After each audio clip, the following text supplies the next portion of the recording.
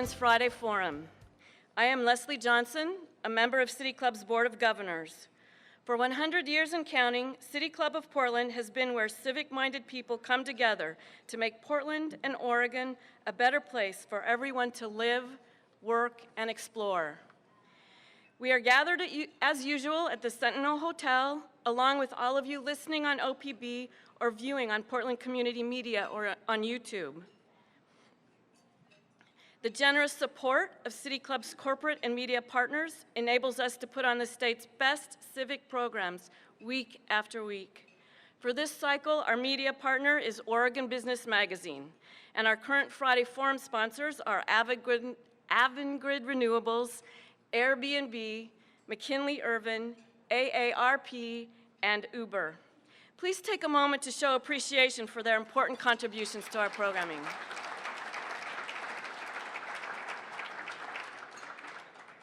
Today's Friday Forum will take a look at this year's big elections and their issues. Many of us are asking, what just happened? From unprecedented rhetoric on the national stage to Oregon's costliest ballot measure ever and the many other important issues at stake, this election cycle has been and continues to be one for the history books. Today, we are joined by a number of diverse voices to discuss the results and the potential impacts to our community. Jesse Beeson, to my right, is founding member of Color PAC. The PAC recruits, trains, elects, and supports progressive champions of color to pursue and hold state and local offices. Jesse has worked in local politics, run a nonprofit, and also manages public affairs for the Northwest Health Foundation. Amy Hertzfeld-Koppel has deep roots in social justice activism, starting as a volunteer for LGBTQ rights campaigns at the age of 14. She has been a leader with Idaho Human Rights Education Center and Working America. Amy joined Basic Rights Oregon's team in 2014 as political manager, and she was named co-executive director in June of this year. Julie Rabati, to my immediate right, is chair of the Young Republicans of Oregon. She focuses her passion for politics on recruiting young Oregon Republicans to get involved in politics and work on impacting policy decision and elections. Moderating today's forum is Sarah Merck. Sarah is the online editor at Bitch Media and the host of feminist podcast Propaganda. She frequently writes and lectures about gender, politics, and media. She is also an adjunct professor at Portland State University. Please give a warm welcome to our moderator and panel.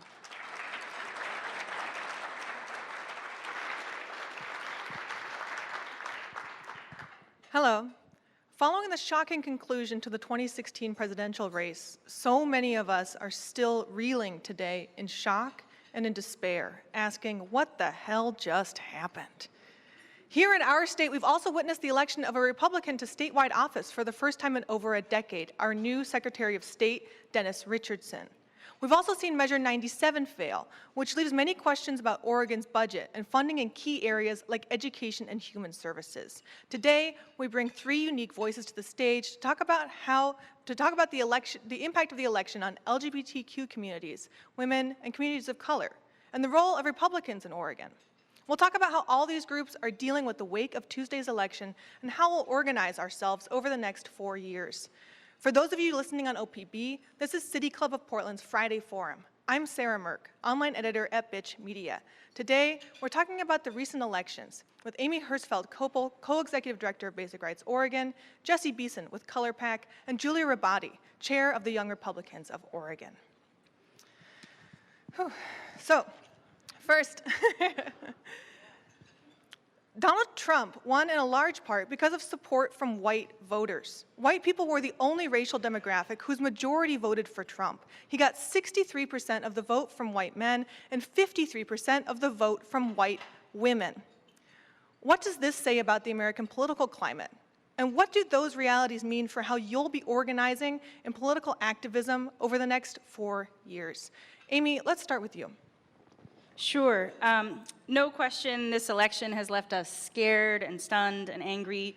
We're already seeing the ugliness of the the new administration escalate with reports of racist comments, gay bashing, and anti-immigrant actions. You can look no further than Silverton High School earlier this week. In fact, at Basic Rights Oregon, we have a dedicated racial justice program we have for nearly a decade, and one of the components of that program is a leadership development cohort for LGBT people of color, right? Lesbian, gay, bisexual, transgender, and queer folks of color. That's a small cohort. We only have about 15 young folks who share those identities, who are part of that group that works to build skills and community. And just since the election, 2 members of our family's cohort have reported experiencing racist harassment in Portland, right? Hearing slurs like the N-word. So we know that this is a time for great vigilance, and that we must defend our communities, our allies, and our progress. As an anti-racist white person myself, obviously the election was deeply jarring, but I also feel like many members of the community, it also wasn't terribly surprising when you recognize the underpinnings of racism in this country and the demographic anxiety that's happening. And that really it takes the folks who perceive themselves as losing power to get to less than a majority before the ugliness and the targeting of marginalized communities stops. Jesse Beeson, do you want to speak to this? Yes and no, but I will. I think Amy talked a lot about how this is affecting many of the folks we care about. There are so many folks that literally fear for their lives and their safety. And this is well before Inauguration Day of January 20th. And so I think it's just important to note that. I think this is also the first election that I can remember where someone running on an racist platform and a misogynist platform wins, which means that voters either themselves had racist proclivities or it just didn't matter enough that their presidential nominee did for them not to vote for them. That's concerning to me, and I think it's concerning to many folks of color. The other piece that I think is important to note is that Democrats are also not off the hook on this. 48% of people that cast votes for Hillary Clinton were people of color. And yet, out of the $1 billion in television ads and the total $1.5 billion that Democrats spent on this election, not a single dollar was directed at consultancies, at political operatives, owned and run by folks of color. Democrats actually do not know how to talk about race. They don't know how to confront race, regardless of the fact that half of the folks that vote for them aren't white. And they have consistently refused to make the kinds of shifts and investments that are necessary. Also, we know that only 17% of Democratic office holders are not white. 83% of office holders, the Democrats, are white, when half of the voters are coming from folks of color. That's no longer an acceptable path forward if we are to build a truly reflective party. And so for me, I feel like I am not holding anyone off the hook when it comes to the results of this election. And it's deeply troubling for the folks whose personal safety feels on the line. And I hope it's deeply troubling for both parties to look at what's really the underpinning in this victory. Thank you, Jesse. Julia Rabati, did you want to share some thoughts on that? Sure. When President Obama won the past 2 cycles, Republicans had a similar sentiment. They thought the world was going to end. They were afraid, and the fact that it's, the tables have turned this time, it's not an unusual sentiment. And it's hard for someone like me, despite being a minority and a woman, to really understand how they could be different. So I'm looking forward to hearing how it is different today. But back to your question, I think that was one of the, least surprising facts, that the majority of white people voted Republican. That is the Republican base, and it's the base, it's our fault that it's the base, because we should be doing more outreach with minority communities. We need to be communicating better with them. It's something that I feel that sometimes we're afraid to do because we're afraid to interact with people that don't look like us. We don't know how to talk to them. And so part of that, majority of that is our fault, that the majority of our voters are white. But also, I believe that the minority communities need to give the Republicans a chance. They need to listen to what we have to say when we do have a good enough outreach plan to reach them. Well, that brings me to my next question, Julia, which is, during the campaign, Donald Trump's rhetoric was marked by racism, misogyny, and Islamophobia. How do you see the Republican Party in Oregon grappling with that? Well, all those three are, they're three separate issues, and they're labels that the left has put on his words. Yeah, you don't want to let me finish.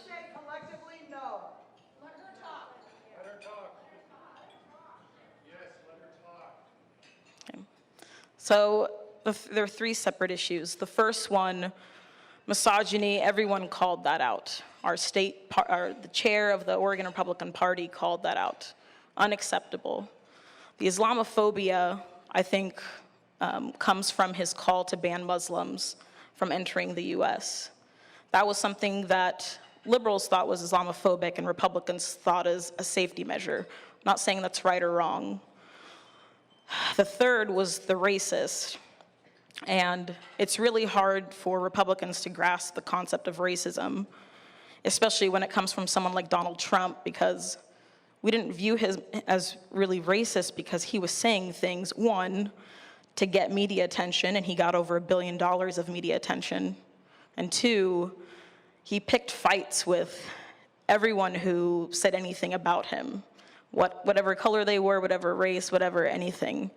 And I think those are the two reasons why he was called a racist. The Republican Party won't acknowledge the other, the last 2 points, and getting them to acknowledge that Islamophobia and racism exist lies within the minority people within the party, and that's work for us to do because, like it was said earlier, white people it doesn't matter Republican or Democrat, they have a hard time grasping racism, so that is the responsibility of us going forward. I'm wondering, Jesse Beeson, if you'd like to respond to those comments. How do you feel like both Republicans and Democrats can grapple with the Islamophobia, misogyny, and racism of Trump's campaign? But first, just for those of you listening on OPB, this is City Club of Portland's Friday Forum. I'm Sarah Merck, online editor at Bitch Media. Today, we're talking about the outcomes of the recent elections with Amy Hirschfeld-Kopel, co-executive director of Basic Rights Oregon, Jesse Beeson with Color PAC, and Julia Rabati, chair of the Young Republicans of Oregon. Thank you, Jesse. Sure. So I think that there has been quite a few recent studies that do show that folks who supported Trump were much higher on the racial resentment score. Both Michael Tesler at UC Irvine and Pew have studied in-depth research on this. So we know that what Trump did was to use both coded and frankly uncoded language to motivate people that he knew would be excited by this kind of racist, Islamophobic, anti-immigrant rhetoric. Illegal immigration is actually not a significant issue here in America. With both voluntary and involuntary deportation, we have less immigrants coming into this country with undocumented then we have a net loss is what I'm saying. So there was a manufactured narrative in this election designed to gin up this racial resentment vote. And that's what I think is so disconcerting, is that it didn't take much for that to just be enough to motivate people. There are studies that show that most of the people who said that they were most afraid of immigration as an issue and trade as an issue were least likely to be affected by either of those two things. People who lived in majority white communities were far more afraid of immigrants than folks that lived in diverse places. So again, I think that what we do have to acknowledge is that this is very much a reflection of the issues around race and misogyny that this country still can't grapple with. And it's not just an issue nationally, this is an issue at home here too in Portland and in Oregon. So Portland and Oregon have deep histories of systemic racism, from our housing policies to our management of the police. What are the major challenges facing communities of color in Oregon after this election? And what policies in Portland and at a statewide level would help push for racial equity and justice? Jesse, since you work most closely on this, can you start? That's a big question. So I think a few things. One, to acknowledge that there's a growing so-called patriot movement here in Oregon that is at its core also racist, anti-immigrant, and there are opportunities for us to engage in a more positive campaign around who Oregon actually is. We can be a welcoming state, and so there is a statewide project called One Oregon that is launched with over 60 organizations in support to say this is actually not the Oregon we want to be. This picture of unwelcoming place to immigrants, to refugees, to folks of color is not who we are. So I'm super excited about that effort, and you can find that on the web. That's called what? One Oregon. That's called One Oregon? One Oregon, yeah. And then I think there's certainly work to do down in Salem when it comes to issues around racial profiling, when it comes to issues about inequities in education. And then at the local level, I think there's a lot of opportunity to look at where and how public dollars are spent and for whose benefit when we think about making different kinds of investments.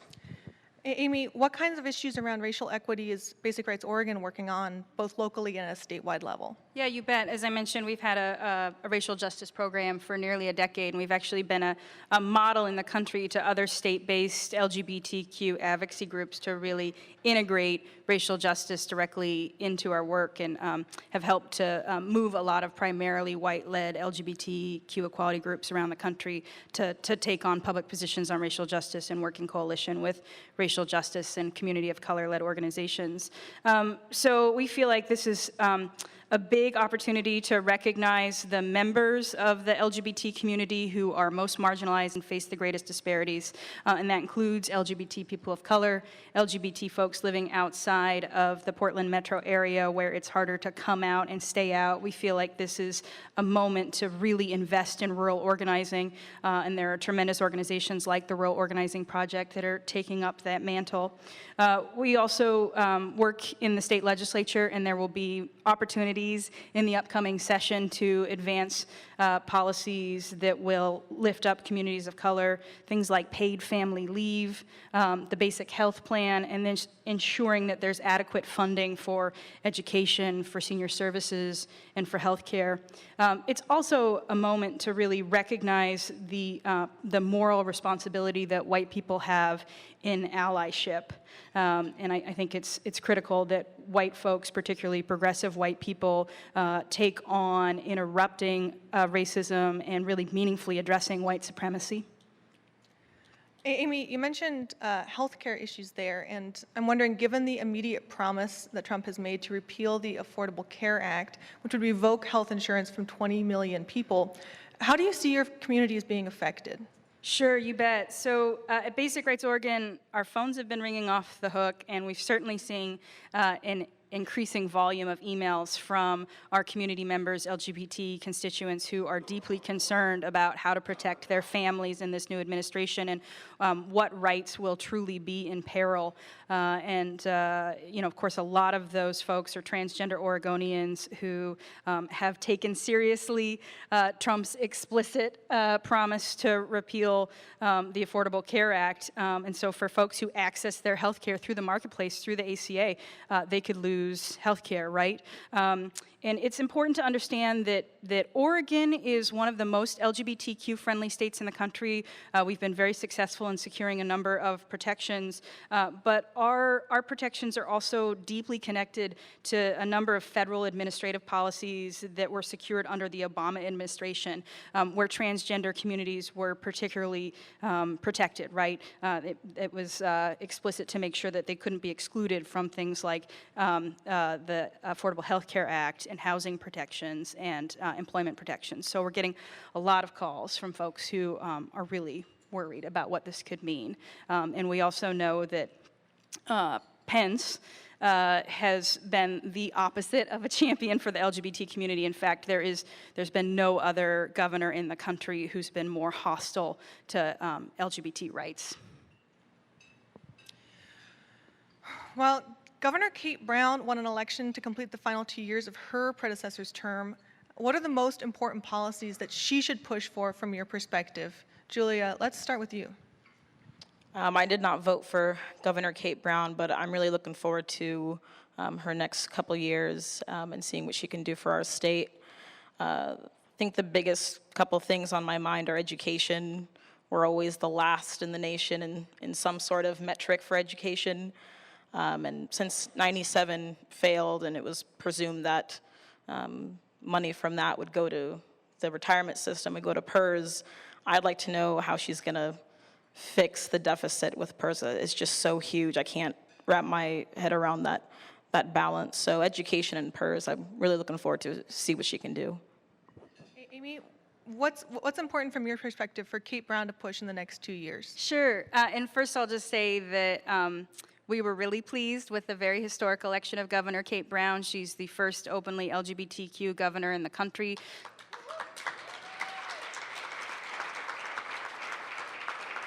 So I think that it's significant, given the national landscape and what many of us are grieving, that the person elected to the highest level of office in Oregon really reflected our shared values as a state around human dignity and respect and fairness. A couple other bright spots. Basic Rights Oregon has an equality PAC, a PAC that works to elect pro-equality candidates to all levels of office, and we did retain our pro-equality majorities in both the House and the Senate. So there are opportunities here to protect the progress we've made and secure new gains. So again, I think family leave, economic justice, and making sure that there's funding for our classrooms and basic health care are going to be critical priorities for the governor and the legislature in the upcoming years. Jesse, what would you like to see Kate Brown push in the next 2 years? What seems most critical? Well, I think I agree with Julia that a $1.4 billion hole is something that Governor Brown certainly is probably taking seriously. There was a broad coalition behind Measure 97, and I don't know where that energy will go, but I am assuming it will look to Salem to see some sort of solution, and it will be interesting to see how the business community does or doesn't come to the table with solutions related to that.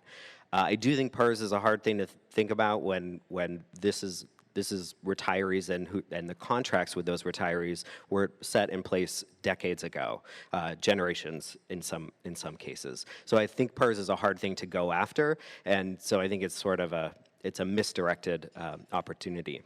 I will say that too many of our folks have waited for Cover All Kids. We have an obligation in this state to make sure that every child has health insurance. And even in a tough revenue climate, it is not acceptable that we have kids worrying about their health care versus going to school versus, anyway. Cover All Kids is a critical issue for our communities, and I think that no matter what, we have to get it done, and I'd like to see the governor lead on that issue. Thank you, Jesse. Amy, you mentioned that Oregon has the nation's first openly LGBT governor, and we have a pro-equality majority in both our legislature and in our state Senate. So since Oregon has some of the nation's best protections for the rights of LGBT people, what should Oregonians do, both elected officials and civilians, to ensure protection of LGBT people around the country during Trump's presidency? Sure. I think this is a time to be in community and be in organization. So for folks who care deeply about the rights of LGBTQ folks and other marginalized groups, join organizations that you trust, join organizations that can provide you with actions and resources. It's so critical that we hold our elected officials accountable. We are fortunate to have a pro-equality majority in our state government, but there's still a lot of work to do, right? We need to ensure that LGBT folks in every community, every county, and every corner of the state truly experience equality, that just because we have so many legal protections doesn't mean the gulf between those protections and what folks actually experience every day isn't also there. And I think that we really need to be vigilant around the increasing targeting of transgender communities, right? And so there's already a lot of analysis that's coming out of our national legal partners about what rights may really be threatened. And so I would say look to organizations nationally that you respect, like the National Center for Lesbian Rights, the National Center for Trans Equality, the Transgender Law Center, and the ACLU, who will be publishing papers, I would guess, by the end of next week about what we really have to be worried about, where, when you have strong protections in states like Oregon, like our Oregon Equality Act, can it really be at risk? Are there risks of executive orders being repealed? So I think, and also you can't underestimate the power of just talking to community members, holding space for them, and letting folks know that they're loved and valued, right? That a lot of our strength comes from our courage and our love as a community. I'm not sure if you can speak to this, Amy, but what are the biggest concerns you're hearing from people calling in to Basic Rights Oregon since the election? We're hearing from transgender and gender nonconforming Oregonians who are concerned about access to identity documents, right? Access to identity documents that affirm your identity vary by state, and we have more access here, but they're certainly worried about, do I need to do this now before that right's taken away? We're worried about our state educational guidelines, right? So President Obama in May issued groundbreaking federal guidelines to K-12 school districts around the country on how to ensure safety and inclusion for transgender students. And those guidelines actually referenced Oregon's guidelines, our own Department of Ed guidelines that were released earlier that spring. So while it's not law, it does provide really sweeping guidance to school districts, and we're worried about those. Trans folks are also worried about public accommodations and access to gender-affirming bathrooms. Again, Pence has been very explicit about his interest in religious exemptions around public accommodations. We're also hearing from folks who are nervous about relationship recognition. Thankfully, we're already hearing from our legal partners that there's really no realistic chance that someone's marriage could be overturned. The National Center for Lesbian Rights has advised us that there's really no possibility that a marriage could be invalidated if it was entered into legally. So folks shouldn't be concerned about that. And for folks, same-sex couples who are looking to marry and haven't yet, we also think it's highly unlikely that the fundamental right of same-sex couples to marry would be challenged at the Supreme Court. It was only a 2015 decision, and the Supreme Court very rarely reverses previous courts' rulings on such big constitutional decisions. For those of you listening on OPB, this is City Club's Friday Forum. I'm Sarah Merck, online editor at Bitch Media. Today we're talking about the outcomes of the recent elections with Amy Hertzfeld-Kopel, co-executive director of Basic Rights Oregon, Jesse Beeson with Color PAC, and Julia Rabati, chairperson of the Young Republicans of Oregon. So I want to talk about affordable housing. Affordable housing is a key issue today. Portland is in a housing state of emergency. This is an issue that affects a lot of different communities. What will the next mayor and the city council need to do to make meaningful headway on affordable housing? What policies need to change and soon? Jesse, let's start with you. Sure.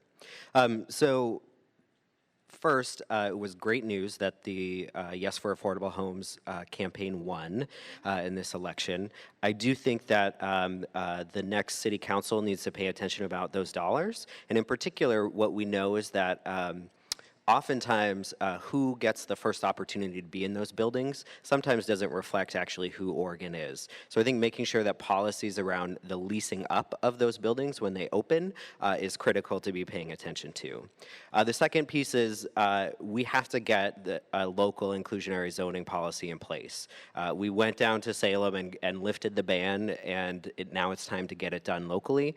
And I'm worried that City Council might not keep its resolve when it comes to this issue. Third, we have to figure out how to make building housing faster because we need to build more units. That is just definitely true. We need more units on the ground for everyone. That has an impact in total rents. And then fourth, I think we need to look at expanding the Portland Housing Bureau's program that gave folks a right to return, if you will, for neighborhoods they were displaced in when it came to using the city's home ownership programs. I think we need to look at expanding that into the rental side of investments as well. Jesse, you mentioned inclusionary zoning and the right to return. Can you explain briefly what those two issues are if people aren't familiar with them? Yes. So inclusionary zoning is the requirement that if you are building typically a larger multifamily building, that a percentage of the apartment units in that building need to be affordable to folks with lower incomes. And then a right to return is if you have been displaced primarily through public investments. So for instance, if your family had been displaced by condemnation or significant urban renewal investment that displaced, as we know, a preponderance of African American families, that you have the right to return to a publicly subsidized unit. You have a much higher preference to return to a new unit located back in your old neighborhood. Amy, how do you see affordable housing issues affecting communities that are LGBT here in Oregon? Sure. We know that LGBT folks face greater disparities in housing, employment, education, and healthcare, right? So we frequently hear from LGBTQ Oregonians who are experiencing housing discrimination, and we also know that if you face barriers in employment, you're less likely to be able to afford adequate housing. So it's an issue that that we care deeply about, and I would be excited to see the city in their upcoming work really make sure that the coalition of folks who are advising on the new policy reflect the communities who are most impacted by housing discrimination and a lack of affordable housing. And we were also heartened by that election victory on Tuesday. Okay. Yes, Jesse, go for it. One more thing around housing. I think the legislature needs to get tenant protections in place. We need the ability to have just cause evictions. You shouldn't be able to kick someone out just because you want to. And hopefully we have the leadership in the legislature to get it done. Thank you. One more local politics question, and Jesse, I'll direct this to you. The Multnomah County Commission will have a majority of commissioners that are people of color, and the legislature will have a record number of people of color in office.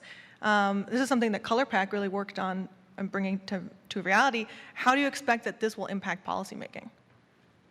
Well, I think hopefully for the betterment of our communities. I think we know that lived experience matters when it comes to governing, and we have a problem in this city and in this state of acknowledging that does matter and making concerted efforts to try to have more reflective elected bodies. So that's part of the reason we stepped up to create this organization because we think that matters. So In particular, I want to think about a couple of different systems.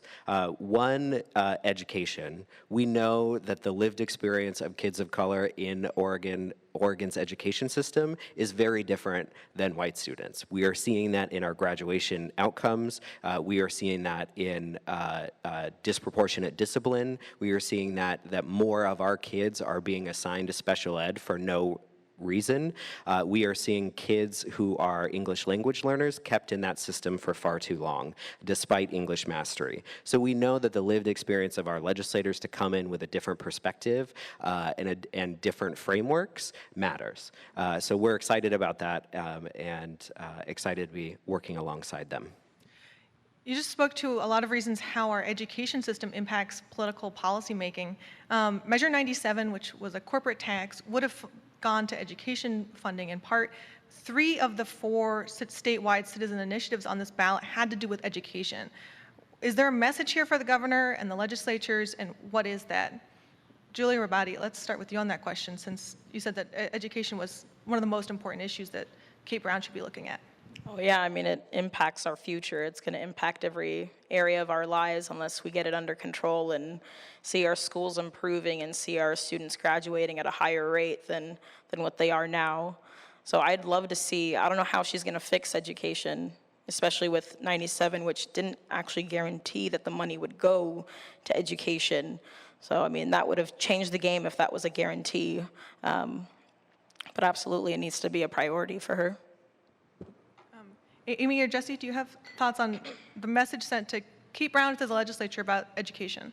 Sure. Well, I think the problem of woeful underfunding of our schools does not go away with Tuesday's outcome, in that it's, you know, I think that the coalition that worked so hard on the Yes on 97 campaign will absolutely pivot to a legislative strategy, and they have strong momentum and coordination, and instead of the previous paradigm of a lot of groups sort of scrapping for pieces of the pie in an already limited budget, you're going to see a really broad coalition of racial, economic, and social justice groups working together to secure more funding for classrooms and critical services. I also think one of the challenges before the legislature and the governor is implementation of Measure 98, which directed certain resources to help improve the high school graduation rate. In particular, with Measure 97 not passing, I think that will be an important conversation to watch that implementation and make sure it's done well. I also think that the education funding is critical, and looking at more reflective teacher workforce. These are also important issues. 4 out of 10 kids in Oregon's K-12 system is not white, and we know that that's a different experience in their classrooms, and that we need more teachers that understand that perspective and can integrate a more culturally relevant curriculum when it comes to that. And some of that is about revenue, but not all of it is. In just a moment, we'll turn to audience Q&A, so I'll just ask one more question, and that is, what happens now? What do we do in the coming weeks and months before Trump is inaugurated? What are you keeping in mind, and what do you think is important for you and your communities to focus on?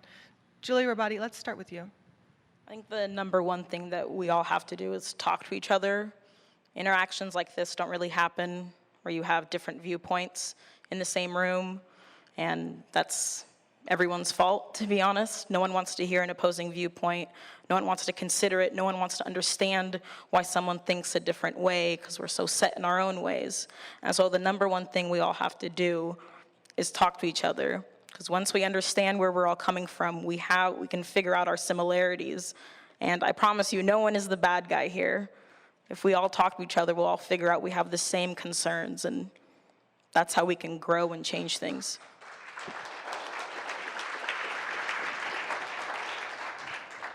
Amy, what are you keeping in mind for what we do now? Well, I think folks need to seek out the organizations and communities where they feel the most validated, right? Where they can take collective action, they can be a part of meaningful change. I also think that we have a short amount of time to really get organized before the new administration. So there are any number of calls to action from organizations and different movements, but it's important to stay connected and to, especially for white folks, know that your activism has to extend beyond Facebook. And to keep in mind the communities who are most vulnerable right now, right? The communities who have experienced oppression for generations and are now sort of living with that inherited trauma and genetic memory, and to create space for those communities. And that this isn't about blaming certain blocks of voters. It's a reminder to get organized.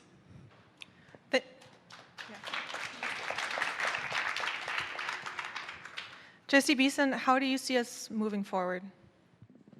Well, I think it's important to note that given the historical context, communities of color have been living with a certain amount of this for a very long time.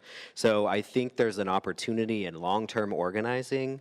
I would like to see a real reflection in the Democratic Party about how it's going to change how it does things, a real understanding about how they talk about race when it comes to confronting these issues when folks that they matter, a real reflection on how they make different kinds of investments, longer-term investments in communities of color to try to get more folks that look like the Democratic voters to actually run for office. And I think all of us have to recognize that our responsibility in a democracy is to go beyond voting.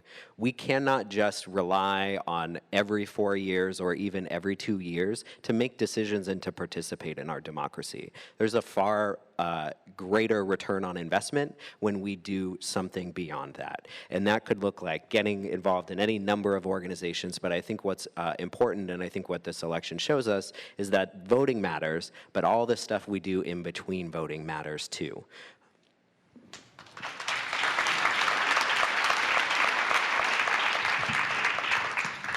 For those of you listening on OPB, this is City Club of Portland's Friday Forum. I'm Sarah Merck, online editor at Bitch Media. Today we're talking about outcomes of the recent elections with Amy Hirschfeld-Kopel, co-executive director of Basic Rights Oregon, Jesse Beeson with Color PAC, and Julia Rabati, chair of the Young Republicans of Oregon. Now let's transition to the audience for some questions. If you've written a question on an index card, please hold it high for the staff to collect. I'll read at least one index card question. We invite City Club members to ask their questions at the microphone.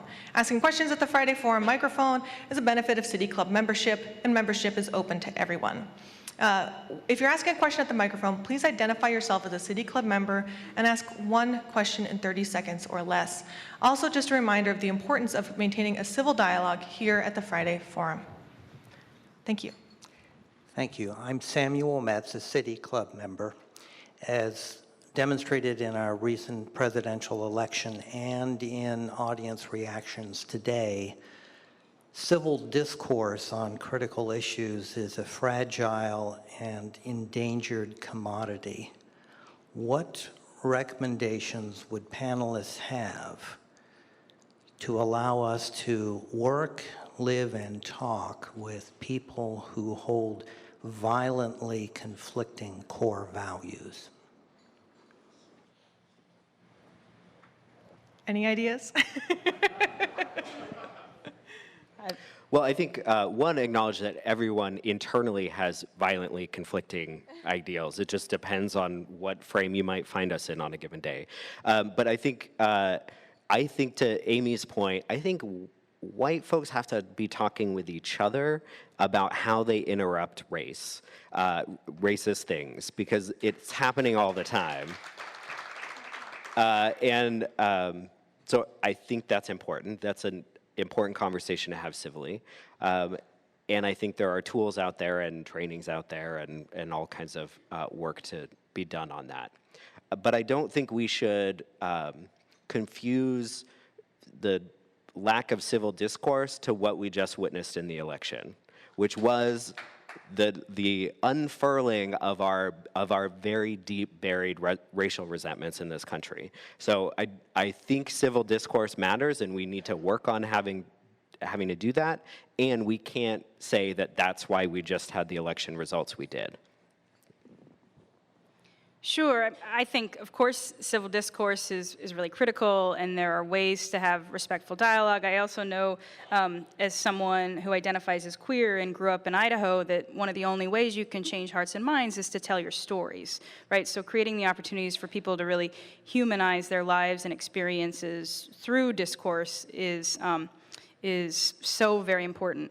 But I also think it's important to recognize that the people who have been explicitly targeted by Trump's campaign, they live in real fear, and our families are worried about how we're going to stay together and protect each other. So. People are angry, and for folks who are experiencing that oppression and targeting, that anger is real and it can be righteous. And for folks who experience a lot of privilege to be dismissive and say, let's move on to respectful dialogue, that can really invalidate the history of marginalization. So it's important to hold those two things, that we have to be able to tell our stories, but the people who experience injustice also need the space to say, this is terrifying.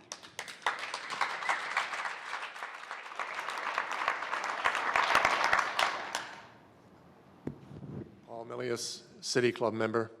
In a discussion last night of the election, one of the people said that the Trump supporters heard his message demanding change to the system and discounted his words. Trump's opponents discounted his message but only heard his words. Trump's opponents only discounted his message and only heard his words. Would you care to comment on that? I think that's exactly what happened. I mean, a lot of people disagreed. And I hate to use the word Republicans, because before the primaries, I didn't know a single Trump supporter in the active Republican group, and I've been involved for years, but there's a lot of Republicans that disagreed with everything that he said, but because he disrupted the status quo, he was disrupting the establishment, they were willing to overlook it because of the changes that he's allegedly going to bring. I don't think that on the exit polls that the reason you voted for Trump, I don't think one of the reasons was because I'm terrified of black and brown people. And I don't think that people would have honestly answered that. So I think some of the problem is that they said that they wanted someone to be a change maker, but all of the data is suggesting that there was deeper underpinnings behind plenty of voters' willingness to vote for him, or interest in voting for him. And then I think folks, like I said earlier, just disregarded the fact that he was a racist and a sexist and anti-immigrant, and said that, well, that's okay because he says he's probably going to do other things that I like. This ties into a question that I'd like to ask from the index cards, which is basically all of the predictions in media outlets for this election were completely wrong. We saw polls saying that Hillary Clinton had a 90% chance of winning, 85% chance of winning, all the way up to election night. So what role do you think media played in forecasting this election and in the election of Donald Trump? And specifically the question on the index card is, how can the media be blamed when Donald Trump told us who he is and what he does? I'm not sure who should take this one first, so just jump in. I think the media doesn't read enough about pollsters' margins of error. I think that people didn't believe when responding to polls when they said they had never voted in their life, but they intended to vote for Trump.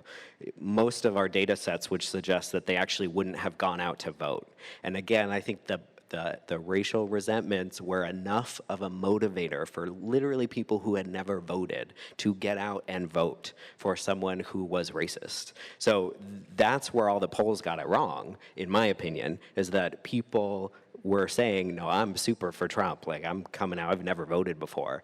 And we just sort of set that data set aside and looked at people who were likely voters. And that's where we missed it. And then I think the media was and Democrats as well, were too afraid to actually apply the label racist to Trump, right? We're not supposed to do that. I think it was only BuzzFeed and the Huffington Post who actually produced editorial guidelines saying you can use the adjective racist to describe Donald Trump.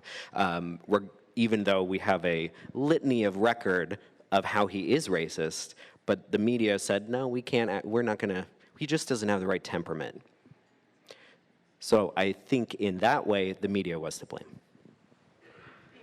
Yeah, I think it's true that the media doesn't adequately address race. I also bought into my conventional political science knowledge that, you know, the pollsters are telling us this, that you can't win a national campaign without a field strategy or a 50-state party apparatus behind you, right? I mean, there was a lot about Trump's campaign that defied sort of, you know, conventional understanding of democracy, and I think the media also underestimated the power of white folks when they really want to preserve their privilege. Julia, how did the media outlets get this wrong, and how can media be blamed when Trump told us pretty straightforward who he is and what he does? Well, I think these skewed polls, excuse me, are part of the reason why people voted Trump. They could feel these weren't right, and they are sick of being told by the media how to feel and who to vote for. I think that fueled a lot of support for Trump. But also a separate issue is that these polls weren't accurate because, well, on any election cycle, Republican voters are kind of demonized for thinking a certain way in certain cities and certain areas. And this cycle especially, they were demonized more so than previously. And maybe they weren't comfortable saying that they would vote for Trump. I know a lot of people whispered that when I would talk politics with them because it was just so incredibly unpopular. So I think these polls were skewed, and I don't know what role that the media will play in the future, but they definitely messed up this time. Julia, this ties into the last question I'm going to ask from the index cards, which is, most of your generation are Democrats. Why are you a Republican? I'm a Republican for several reasons, mostly fiscal, conservative. I do believe in my, lower taxes, fewer regulations in some cases. And also, I know a lot of people would view my social views as being liberal, but my social views, in my opinion, are conservative. I believe in individual freedom and liberty. I believe in people making the best decisions for themselves. And those views resonate with the Republican Party. And that's why I call myself a Republican. Let's return to the audience Q&A.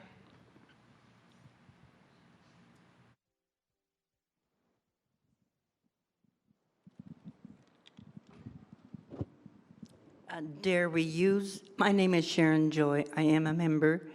Dare we use the word dictator, who will do almost anything to get elected? My question is, haven't Republicans always been opposed to medical care? For instance, Obama took Romney Care, but they don't support it.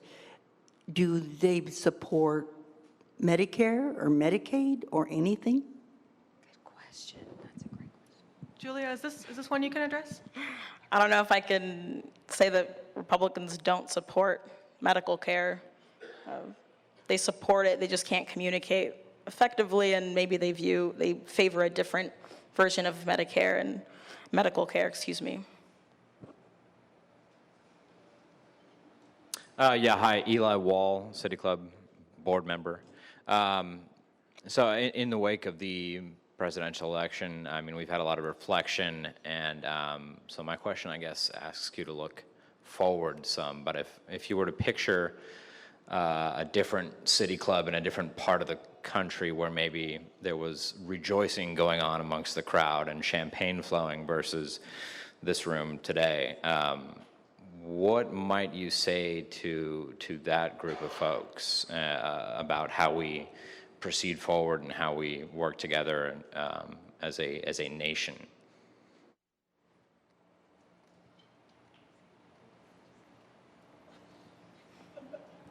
Well, I would need a lot of that champagne first. And then I think what I would say is, I don't agree with your decision. Please help me understand how you believe this president reflects Republican values, because I heard from plenty of folks that he wasn't Republican. I don't think he got a single endorsement from major Christian fundamentalist organizations, and yet still the vast majority of Christian fundamentalists voted for him. So I think I would want to understand, like, how did you get to the place where someone who didn't hold the ideals that I thought were the core to your party, that you still got to the place of supporting him? Help me understand that. That would be as much as I felt safe to ask in that room. Julia, maybe you can address this. How do you talk to other Republicans about Trump and the responsibility of Republicans now? Honestly, the way you talk to Republicans is the way you talk to anyone. You start with your similarities. And Republicans, we are a stubborn bunch. If you don't start with the similarities, you'll get nowhere. And that's something I've actually been dealing with, and other young Republicans have been dealing with, is trying to make headway with our ideals with the older generation, less diverse generation. But really, it's all about starting from a common base and trying to reason with them, and getting them to see how maybe trying your way is an alternative they'd be willing to go for. And Amy, I think you'd be well equipped for this because you grew up in Idaho and you have lots of experience talking to people who you don't agree with and who maybe have voted against your basic rights. So how do you try and communicate to people who are Trump supporters and are rejoicing in this moment? Yeah, I think we tell the stories of our families, and like Jesse, I think we ask questions, right? We ask questions to seek understanding about why folks feel comfortable with their vote, given that so many communities feel like their lives and families are at stake, right? And try and understand if, in fact, you know, they don't share the rhetoric of the individual they voted for, and they do believe in shared American values of equal opportunity, just seeking more understanding. Do we have one more question? Okay. I think we have time for one more question. One more question. Okay. I'd like to bring up a little bit different subject that has not been mentioned. And by doing so, I don't mean to question any of the previous discussion. But nobody has said anything about the problem of income stagnation and income decline in this country due to deindustrialization. These are issues that are extremely important to people in the old industrial Rust Belt, in the Midwest, and also the South. Most of these people who have been hurt are white people. What do you think is the impact of financial insecurity on the vote for the president? So I actually think that neither party has done a good job of addressing the concerns of working class folks of all races, and that economic insecurity is very real, and that the sort of neoliberal perspective to not address the profound anxiety of working class folks, again, of all races, and working class folks in the Rust Belt around globalization and loss of jobs, that has contributed to this election outcome as well. Does anyone have any other closing thoughts? I just really hope we can work together after all this. We're all going to survive it. We're all going to live through it, and here's to a better Oregon. We're out of broadcast time and we'll have to stop for the day. There's still time to join the City Club at the table in the back of the room before you leave. This is Leslie Johnson from City Club's Board of Governors. Please join me again in thanking all of our guests, as well as Melissa Magana of the Friday Forum who produced today's program. We are adjourned.